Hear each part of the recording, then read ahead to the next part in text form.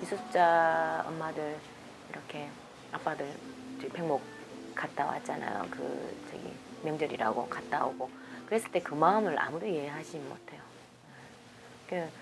그런 거죠. 명절인데 일반인들은 그냥 고향을 가잖아요. 저희 가족들은 방화문을 가요.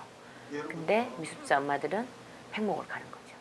광장에 모여서 농성을 시작한 지가 440 하루가 되었습니다. 제 기억으로 저는 첫날부터 여기 있었던 것 같은데요. 가끔씩 주변에서 묻더라고요. 광장에 가서 뭐 하냐고. 저 논다 그래요. 저는 정말 여기 광장에 나와서 놀거든요. 아침에는 출근을 했다가 오후가 되면 어떤 땐 퇴근해서 집에 가기 전에 잠깐이라도 들러서 그냥 광장에 와서 놀고 갑니다.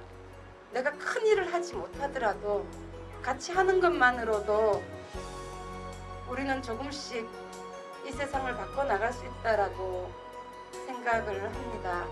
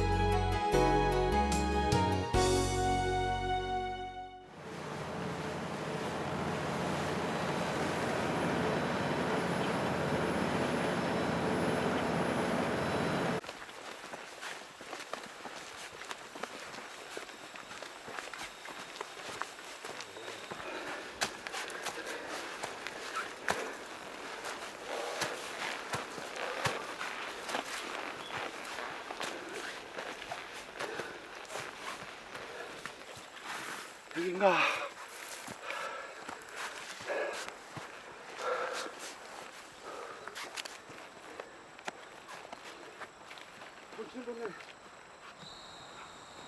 해서부에서 이제 인양 이제 본격적으로 되면서 그걸 볼 수가 있냐 했더니 그것도 안 된다고 하더라고요. 그건 뭐 하여튼 이제 여러 가지 핑계를 대더라고요. 뭐 그것은 국가 간의 또 일이고 뭐 이제 이런저런 얘기 핑계 대면서 이제 그건 보일 수 없다. 지켜봐둘라. 근데 감시할 수 있는 방법은 없더라고요.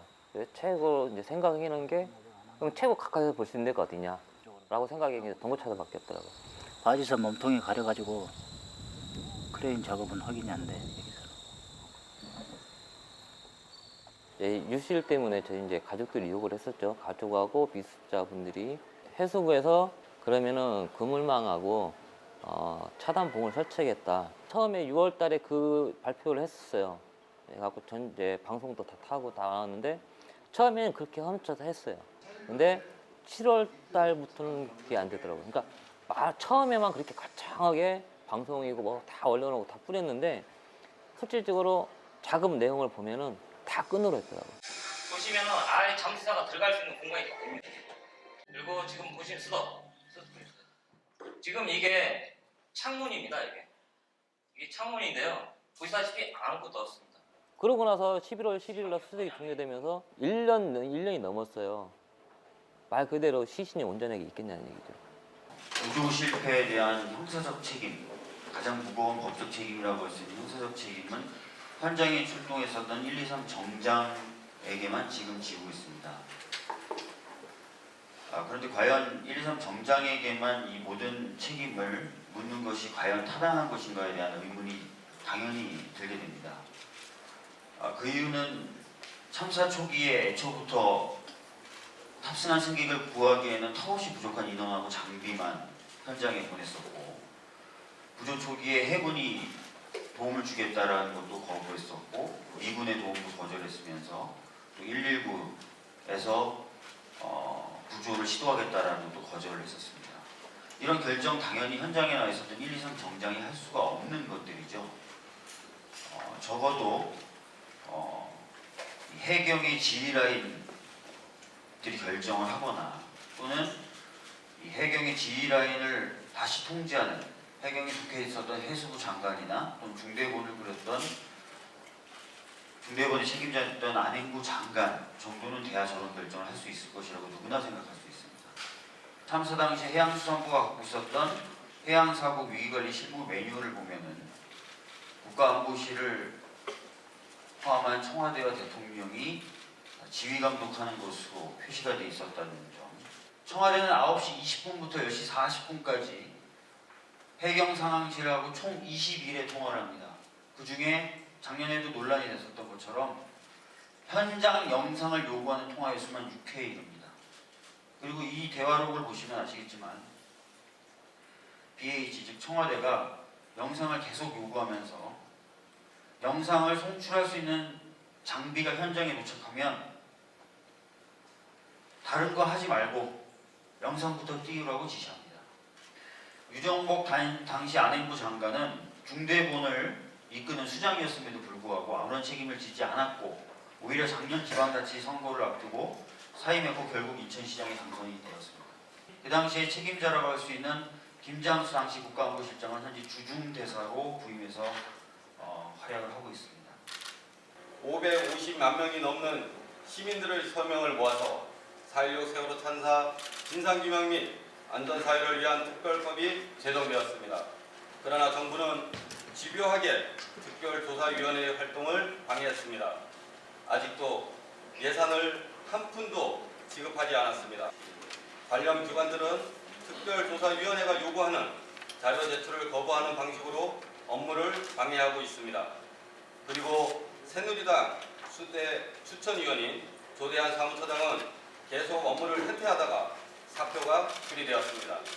정부와 새누리당이 특별조사위원회의 활동을 가로막고 진실규명에 한 발짝도 다가서지 못하게 만드는 상황에서 4.16 가족협의회와 4.16 연대는 우리가 밝혀야 할 진실에 대해 국민들에게 구체적으로 알려야 한다는 판단을 하게 되었습니다. 세월호 참사의 진상 규명을 위한 대한민국과 청해진 해운을 상대로 참사의 원인을 밝히고 그 책임을 묻기 위한 손해배상 청구 소송을 전자 접수합니다. 아이들의 울음과 비명소리도 들었습니다.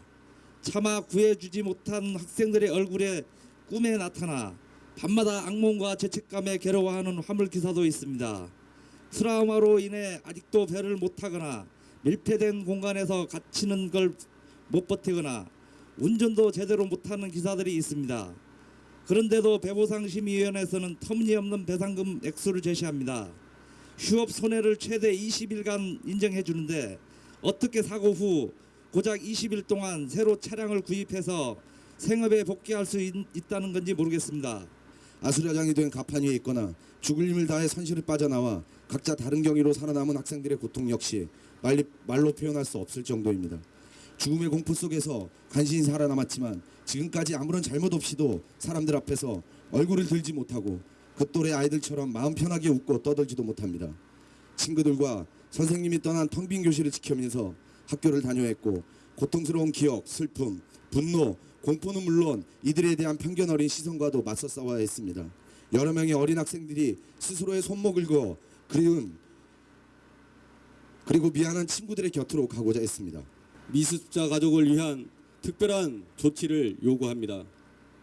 아직도 사랑하는 자녀와 가족의 시신조차 찾지 못한 미수습자 가족들은 배상 신청을 할 수도 없고 배상 소송도 할 수 없는 입장입니다. 당연합니다. 자녀와 가족을 찾지도 못했는데 배상 신청을 할 수 있겠습니까? 미수습자들을 찾기 위한 선체 인양은 결국 정부가 해야만 하는 일인데 그 정부를 상대로 소송을 할 수 있겠습니까? 세월호 참사 피해자에 대한 배상과 보상 신청 접수가 종료됐습니다. 인양을 제외하고는 정부 차원의 후속 조치가 사실상 마무리된 셈인데요. 아직 수습되지 않은 실종자 9명의 가족은 모두 배상을 신청했습니다. 저는 협박이라고 생각하죠. 왜냐하면 말은 안 해도 그 무언의 협박이고 압박 아니었겠어요? 그 미수습자가 무슨 마음으로 그걸 썼겠냐는 거죠. 아이가 미수습인데 거기다 대놓고 배부상을 들이댔다? 그건 인간으로서 할 짓이 아니죠. 저희가 모두 131가정이 이번 소송에 참여를 했지요. 전체 그 참여한 인원으로 따지면 425명이 참여를 했고요. 그런데 이제 반대쪽에서 보면 아직 이 소송에 참여하지 않고 정부에서 정한 이 배부상을 신청을 한 분들도 상당히 많이 계십니다. 각 가정의 형편이나 상황이 다 다르잖아요. 여러 가지 우리가 알 수 없는 100가정이면 100가지 상황이 있는 거고 1000가정이면 1000가지 상황이 있는 겁니다. 그런 모든 상황을 다 무시하고 일률적으로 함께 행동을 해야 된다 하는 게 현실적으로 불가능하죠. 그래서 저희들은 소송으로 가는 것을 원칙으로 하고 참여를 권유했지만 그러나 여러 가지 그 상황이나 여건상 배당 신청을 하실 수밖에 없는 가족들의 판단도 마찬가지로 존중을 하고 있습니다. 또 하나는 그분들이 소송에 참여 안 하셨다고 해서 그럼 이 진상규명을 반대하는 거냐? 전혀 그렇지 않거든요. 모든 가정이 참사의 진상을 규명하는데 한마음 한뜻이에요. 그래서 실제로 배당 신청을 하신 분들도 저희 가족기부회 내에서 진상규명을 위한 활동에 여러 모양으로 함께 실제로 하고 계시고요. 단원고등학교 추모교실 문제가 해결될 기미를 보이지 않고 있습니다. 유가족 학부모들은 교실 증축을 통해 부족한 교실 문제를 해결하고 추모교실을 유지하자는 입장을 내놨는데요. 유가족 학부모들이 재학생 학부모들을 대상으로 추모교실 유지와 대안에 대해 설명하려 했던 자리는 학교 안에 추모 공간을 둘 수 없다는 일부 재학생 학부모들의 반발에 부딪혔습니다. 학교 문제가 지금 뜨거운 감자로 대두되고 있는데 이게 교육이에요. 그렇죠?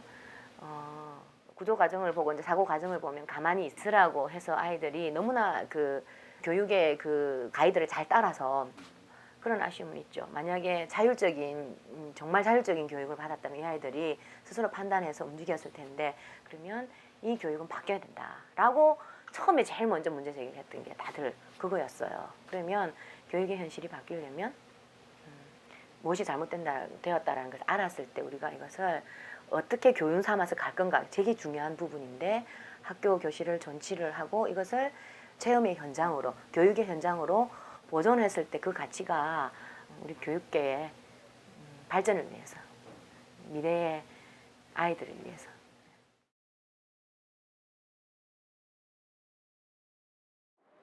제가 시 한 수 읽고 가겠습니다. 조동아님 시고요. 제목은 나 하나 꽃 피어입니다. 나 하나 꽃 피어 풀밭이 달라지겠냐고 말하지 말아라. 네가 꽃 피고 나도 꽃 피면 결국 풀밭이 온통 꽃밭이 되는 것 아니겠느냐. 나 하나 물들어 산이 달라지겠느냐고도 말하지 말아라. 내가 물들고 너도 물들면 결국 온 산이 활활 타오르는 것 아니겠느냐.